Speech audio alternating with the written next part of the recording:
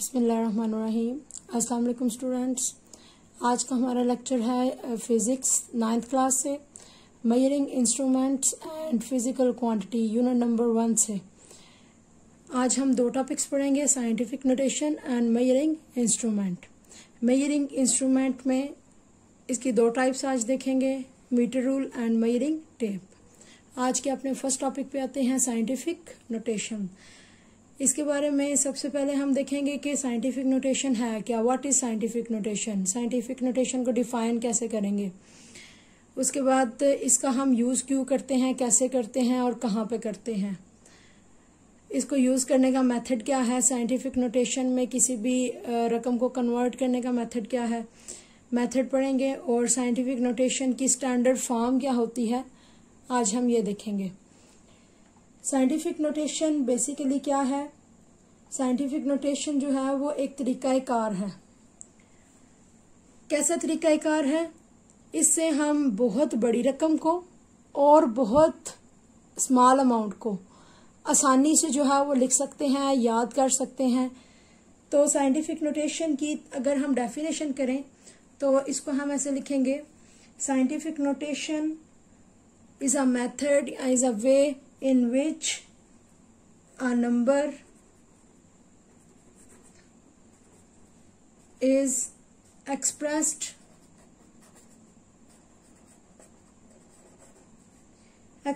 as some power of 10।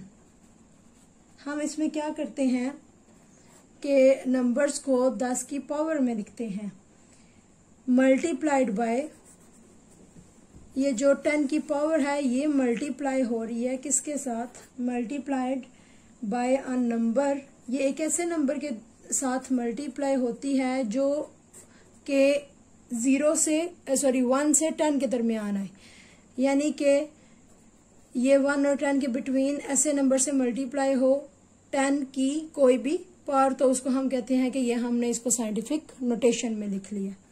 तो basically क्या है, साइंटिफिक नोटेशन एक सिंपलेस्ट, एक कन्वीनियंट और एक साइंटिफिक मेथड है किसके लिए, बहुत लार्ज और बहुत स्मॉल नंबर को एक्सप्रेस करने के लिए। और ये हम किस तरह एक्सप्रेस करते हैं, in the some power of 10 that is multiplied with the number between 1 to 10। 1 to 10 का मतलब है कि 1 से लेकर 10 के दरमियान, ठीक है। 1 2 3 4 5 6 7 8 एंड 9, 10 इसमें इंक्लूड नहीं होगा। इसके दरमियान जो है वो हम नंबर लेते हैं, कोई भी 1 से 9 भी कह सकते हैं, 1 से लेकर 9 तक, ठीक है। वो नंबर 10 की किसी भी पावर के साथ मल्टीप्लाई हो तो उसको हम कहते हैं कि ये हमने जो लिखा हुआ है अमाउंट को साइंटिफिक नोटेशन में लिखा हुआ है, ठीक है। यूज, इसका हम यूज क्यों करते हैं, इसका हम यूज तब करते हैं जब हमारे पास बहुत लार्ज अमाउंट हो, ठीक है।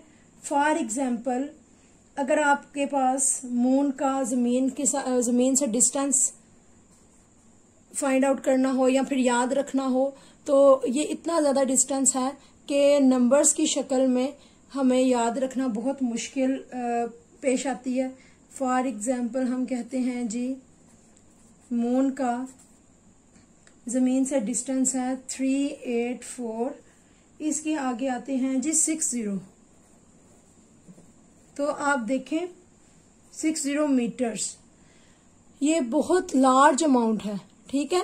इसको आप लिखते हुए गलती भी कर सकते हैं, इसके आगे 60 आ रहे हैं, लिखते लिखते आप 5 भी कर सकते हैं, 7 भी कर सकते हैं, जिसकी वजह से पूरे का पूरा डिस्टेंस जो है वो गलत हो सकता है, ठीक है। तो इतनी लार्ज अमाउंट को एक आसान तरीके में लिखने का तरीकाकार है साइंटिफिक नोटेशन।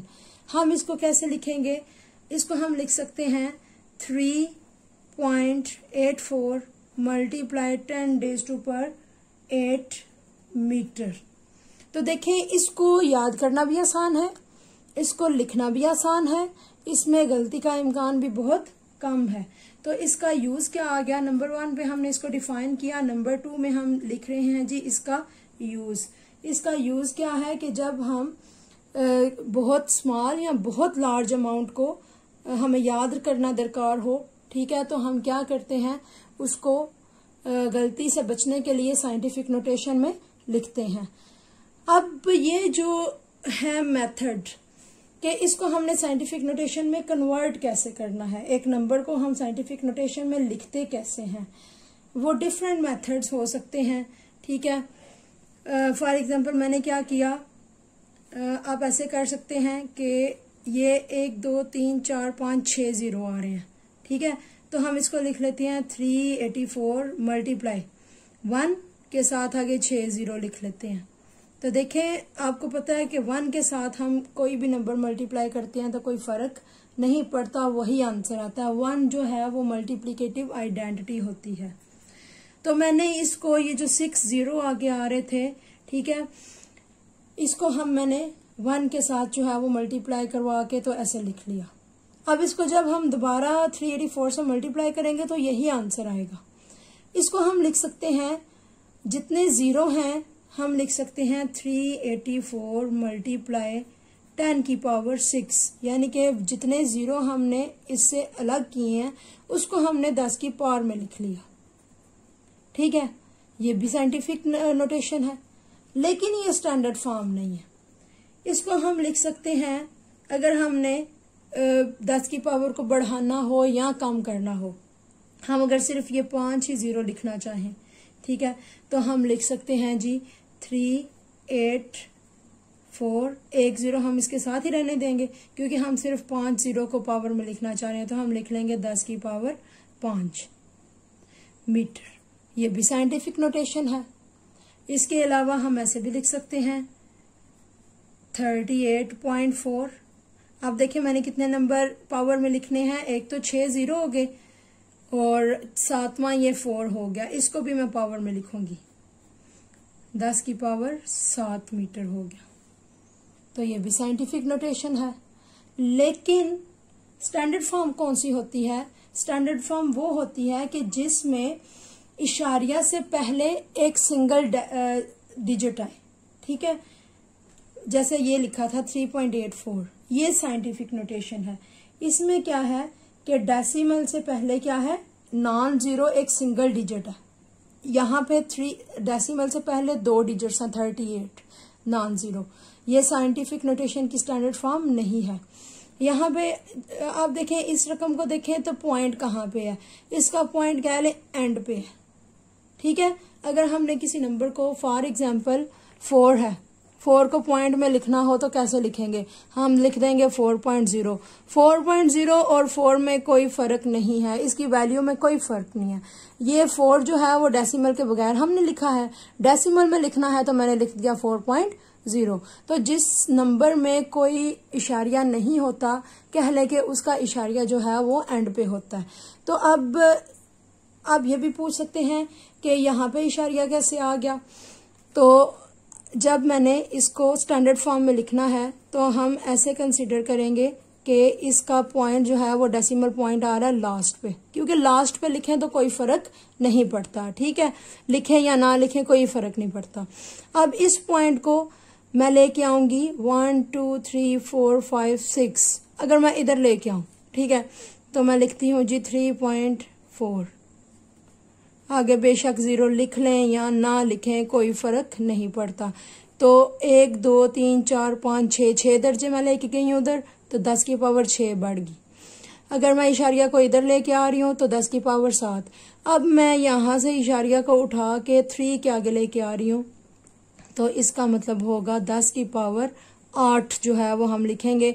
देखें 8 पॉइंट उधर गया, 1 2 3 4 5 6 7 8 डेसिमल पॉइंट जो है वो इसकी पोजीशन चेंज हुई है, तो 10 की पावर हो जाएगी 8, और यही इसकी है स्टैंडर्ड फॉर्म। इसके अलावा कुछ ऐसी अमाउंट्स होती हैं जो बहुत स्मॉल होती हैं। ठीक है, फॉर एग्जांपल हमारे पास अमाउंट है जी 0.00045 सेकेंड। ये 1 सेकेंड का 0.004 पॉइंट हिस्सा 5 हिस्सा है, यानी कि ये बहुत शॉर्ट जो है वो डिस्टेंस है।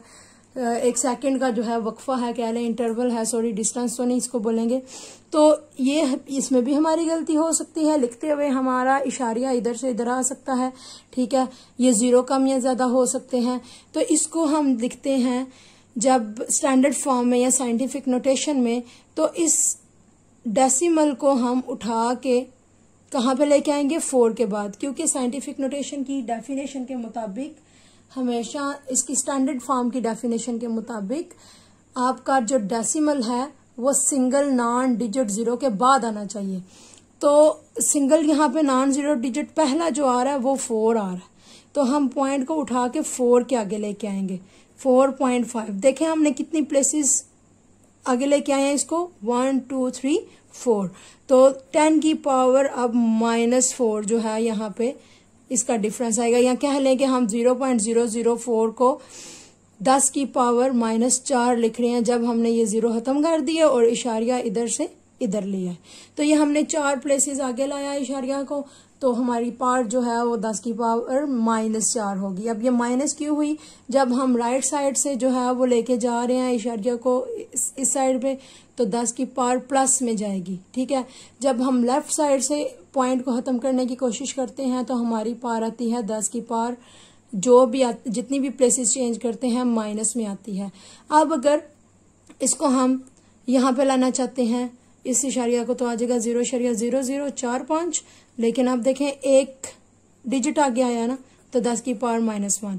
ये भी साइंटिफिक नोटेशन है लेकिन ये स्टैंडर्ड फॉर्म नहीं है, ठीक है। अगर हम 0.04 2 प्लेसेस आगे यहाँ पे ले आते हैं तो फिर भी ये साइंटिफिक नोटेशन है, अब -2 पावर होगी, लेकिन ये स्टैंडर्ड फॉर्म नहीं होगी, ठीक है। अगर हम यहाँ पे 5 के बाद ही ले आए, यानी कि यहाँ से उठा के यहाँ पे ले आए, तो 45.0 हो जाएगा, क्योंकि मैंने आपको बताया कि किसी भी डिजिट के रकम के एंड पे इशारिया लिखें या ना लगाएं कोई फर्क नहीं पड़ता। हम इशारिया को इधर लेके आ रहे हैं तो देखिए कितने डिजिट्स आ गया है, 1 2 3 4 5, 10 की पावर -5 आ गया, लेकिन ये भी स्टैंडर्ड फॉर्म नहीं है। स्टैंडर्ड फॉर्म कौन सी है, जिसमें सिंगल नॉन 0 डिजिट के बाद जो है डेसिमल आए, उसको हम कहते हैं कि ये स्टैंडर्ड फॉर्म है, और साथ हमें मल्टीप्लाई हो रही है 10 की कोई भी पावर, ठीक है, चाहे वो पॉजिटिव हो, चाहे वो नेगेटिव हो, चाहे वो कितनी भी पावर हो, ठीक है। तो ये है जी साइंटिफिक नोटेशन, उसका यूज हम क्यों करते हैं, कैसे करते हैं, उसको लिखने का मेथड क्या है और उसकी स्टैंडर्ड फॉर्म क्या है। नेक्स्ट टॉपिक पे आते हैं, मेजरिंग इंस्ट्रूमेंट्स। मेजरिंग इंस्ट्रूमेंट्स आपने जो है वो मिडल में भी पढ़ा है, यानी कि 5, 6, 7 में भी, प्राइमरी सेक्शन में भी आप लोग पढ़ते आ रहे हैं जी। मेजरिंग इंस्ट्रूमेंट्स क्या होते हैं, मेजरिंग इंस्ट्रूमेंट इसके नाम से जाहिर है, मेजरमेंट्स हम कहते हैं पैमाइश को, इंस्ट्रूमेंट्स हम कहते हैं आलात को। तो मेजरिंग इंस्ट्रूमेंट्स जो है वो ऐसे आलात होंगे जो पैमाइश के लिए इस्तेमाल होते हैं, ठीक है। ये अब किस की पैमाइश के लिए इस्तेमाल होते हैं, जैसे कि आप इस यूनिट में फिजिकल क्वांटिटीज पढ़ रहे हैं और मेजरमेंट्स पढ़ रहे हैं, तो इसमें जो है वो मेजरिंग इंस्ट्रूमेंट्स ऐसे आलात होंगे जो फिजिकल क्वांटिटीज को मेजर करने के लिए इस्तेमाल करते हैं, उसको हम कहते हैं मेजरिंग इंस्ट्रूमेंट। फिजिकल क्वांटिटीज क्या हैं, फिजिकल क्वांटिटीज हैं आपके पास लेंथ, ठीक है, उसके बाद है मैस, उसके बाद है टाइम, टेम्परेचर, ठीक है। इस तरह आपने सात जो है वो 7 बेसिक क्वांटिटीज पढ़ी थी और 7 से ज्यादा या 7 जो है आपने इस बुक में पढ़ी हैं डिराइव्ड, वो सारे की सारी फिजिकल क्वांटिटीज हैं। फिजिकल में बेसिक भी आ जाती हैं और डिराइव्ड भी आ जाती हैं, ठीक है। इसमें हम कोई डिराइव भी लिख लेते हैं, फॉर एग्जांपल हम फोर्स लिख लेते हैं, वेलोसिटी लिख लेते हैं। तो इन सब को मेजर करने के लिए जो इंस्ट्रूमेंट यूज होते हैं उनको हम कहते हैं मेजरिंग इंस्ट्रूमेंट्स। तो मेजरिंग इंस्ट्रूमेंट की तारीफ कैसे करेंगे, measuring instruments are the instrument that are used to measure the physical quantities, ठीक है। अब इसकी डिफरेंट टाइप्स हैं, डिफरेंट टाइप्स क्वांटिटीज के लिहाज से हैं। लेंथ को मेजर करने के लिए डिफरेंट इंस्ट्रूमेंट यूज होते हैं, मास को मेजर करने के लिए डिफरेंट इंस्ट्रूमेंट यूज होते हैं, टाइम के लिए हम घड़ी यूज करते हैं, ठीक है, टेम्परेचर के लिए हम थर्मोमीटर यूज करते हैं, इसी तरह लेंथ के लिए हम क्या करते हैं, स्केल यूज करते हैं, मीटर रूल यूज करते हैं, ठीक है, डिफरेंट जो है वो फीते यूज करते हैं। तो ये सारे जो है वो मेजरिंग इंस्ट्रूमेंट्स हैं। आज हमने कौन सा पढ़ना है जी, आज हम पढ़ रहे हैं मीटर रूल। तो सबसे पहले पढ़ते हैं मीटर रूल। मीटर रूल क्या है, इसमें भी हम कुछ हेडिंग्स बना लेते हैं, ठीक है। पहले हम पढ़ेंगे कि मीटर रूल है क्या।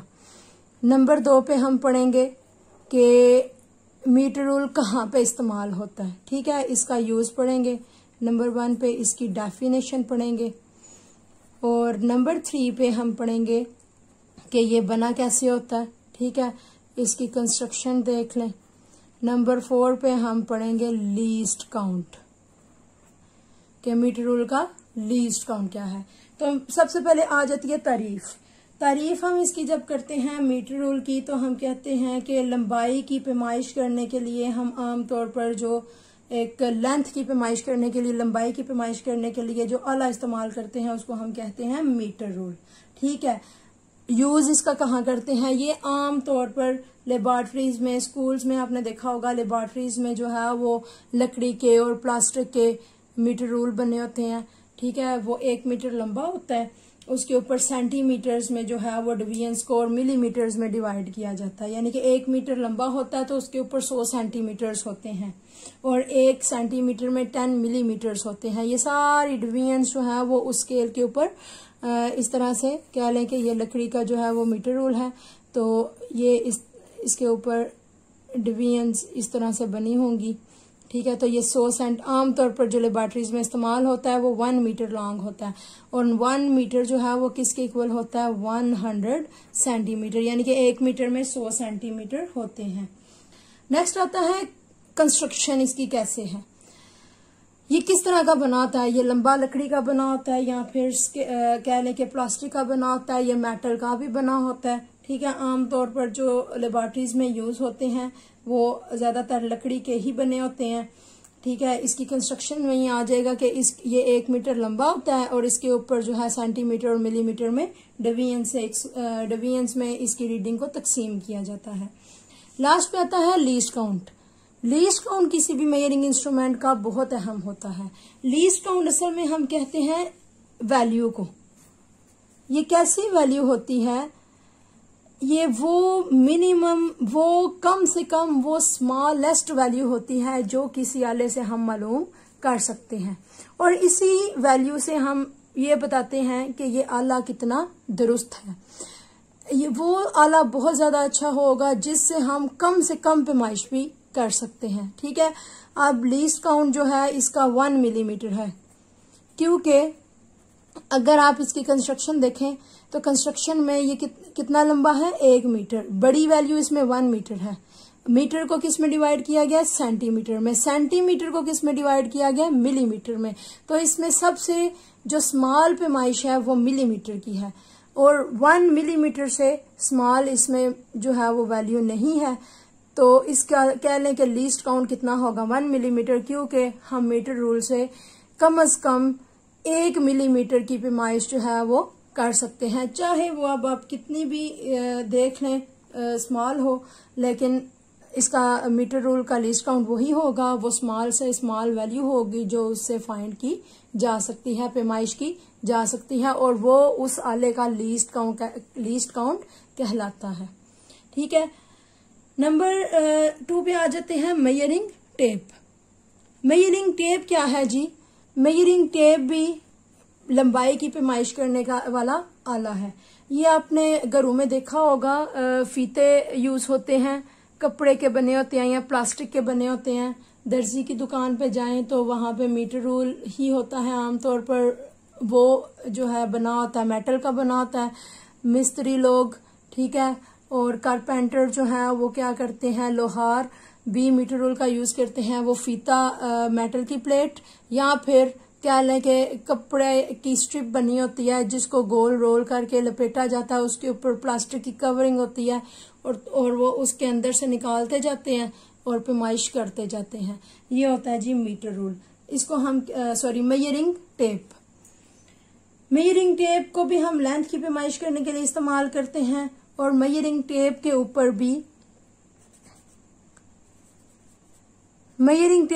भी जो दर्जे होते हैं वो सेंटीमीटर में होते हैं, ठीक है। इंचेस में भी हो सकते हैं इसके ऊपर और मीटर में भी होते हैं, क्योंकि इसकी लेंथ जो है वो इससे मीटर रूल से ज्यादा होती है मेजरिंग टेप की। तो मेजरिंग टेप जो है वो इसकी तारीफ कैसे करेंगे कि मेजरिंग टेप भी एक ऐसा इंस्ट्रूमेंट है जो कि लंबाई की पैमाइश करने के लिए इस्तेमाल किया जाता है। इसको यूज कौन करता है? इसको कारपेंटर यूज करते हैं, इसको जो है वो ब्लैक स्मिथ यूज करते हैं। और उसके अलावा मेजरिंग टेप की कंस्ट्रक्शन पे आ जाए तो मेजरिंग टेप की कंस्ट्रक्शन क्या है? ये आमतौर पर प्लास्टिक का भी बना होता है, ठीक है, ये कॉटन का भी बना होता है, मेटल की स्ट्रिप पे मुश्तमिल होता है और ये एक लंबी और बहुत बारीक स्ट्रिप होती है, पतली होती है, ठीक है, जिसके ऊपर नंबर्स या डिजिट्स जो है वो तरतीब दिए जाते हैं। और ये 10 मीटर लंबा भी हो सकता है, 20 मीटर लंबा भी हो सकता है, 50 मीटर और 100 मीटर लंबा भी हो सकता है।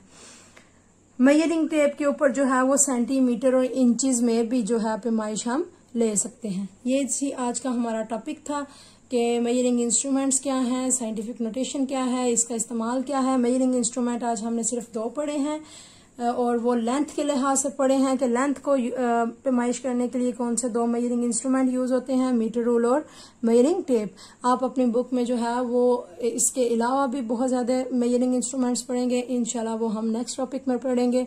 आज के लिए अल्लाह हाफिज।